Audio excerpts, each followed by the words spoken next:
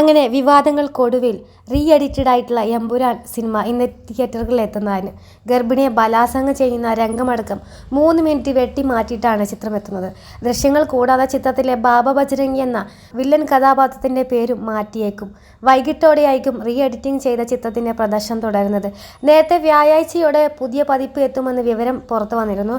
എന്നാൽ ഉടൻ തന്നെ റീ എഡിറ്റ് ചെയ്ത പതിപ്പ് തിയേറ്ററുകളിൽ എത്തിക്കണമെന്ന് കേന്ദ്ര സെൻസർ ബോർഡിൻ്റെ നിർദ്ദേശപ്രകാരമാണ് അടിയന്തര നടപടി എന്നാണ് വിവരം.